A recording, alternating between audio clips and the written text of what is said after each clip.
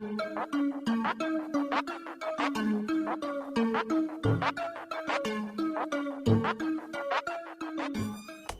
உள்ள soft tissue ஆர்கன்ஸில் ஒரு injury ஏற்படும் போது அது மல்டி ஸ்டெப் ப்ரோசஸ் மூலம் ரிப்பேர் பண்ணப்படும். ஆரம்பத்தில் பிளேட்லெட்ஸினால் ஒரு மெஷ் லைக் க்ளோட் உருவாக்கப்பட்டு கிழிவடைந்த பிளட் வெசல்ஸ் அடைக்கப்பட்டு குருதி இழப்பு தடுக்கப்படும். பாதிக்கப்பட்ட அவ்விடத்தில் இன்ஃப்ளமேஷன் உருவாக்கப்பட்டு ரிப்பேர் ஆரம்பிக்கப்படும். மாஸ்ட் செல்ஸினால் விடுவிக்கப்படும் ஹிஸ்டமின் ஆனது அவ்விடத்தில் உள்ள குருதி குழாய்களை விரிவடைய செய்து அவ்விடத்திற்கான குருதி விநியோகத்தை அதிகரிக்கும். அக்குருதியிலிருந்து வரும் நியூட்ரோஃபில், மேக்ரோஃபேஜஸ் போன்ற ஒயிட் பிளட் செல்ஸ் அந்த டேமேஜ் டிஷ்யூஸில் உள்ள பாக்டீரியாஸை ஃபேகோசைட்டோசிஸ் மூலம் விழுங்கி அழிப்பதுடன் டேமேஜ் டிஷ்யூ மற்றும் டெப்ரிஸை அகற்றும்.